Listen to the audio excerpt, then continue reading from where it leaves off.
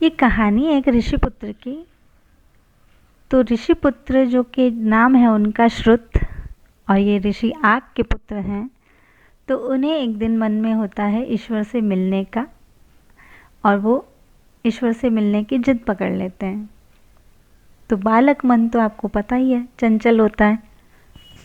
तो जब वो जिद पकड़ लेते हैं तो उनकी माता भी उन्हें नहीं रोक पाती, और वो घर से जिद करके अपनी पोटली में कुछ पकवान और दूध वगैरह रख के निकल पड़ते हैं ईश्वर से मुलाकात के लिए।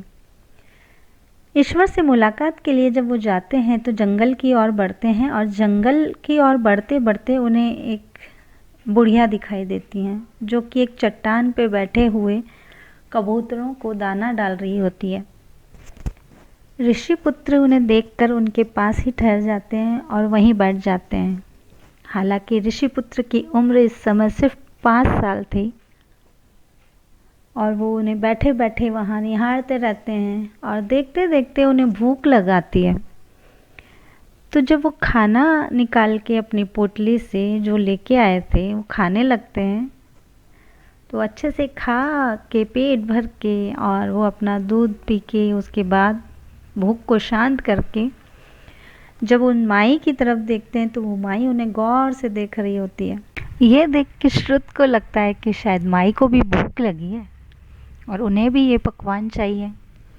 तो वो कुछ पकवान उसमें से निकाल कर उस बूढ़ी अम्मा की तरफ बढ़ा देते हैं, और बूढ़ी अम्मा ये देखकर मुस्कुरा जाती है।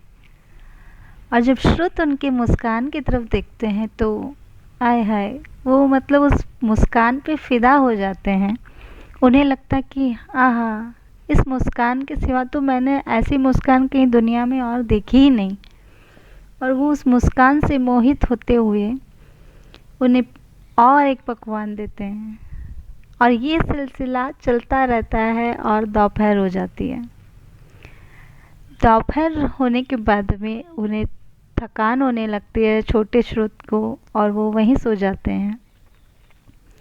और वो जब उठते हैं तो करीबन शाम हो गई थी, और शाम होते होते बूढ़ी अम्मा भी उन्हें कहने लगती है कि जाओ अब बच्चे, घर जाओ, रात होने वाली है, मुझे भी जाना है।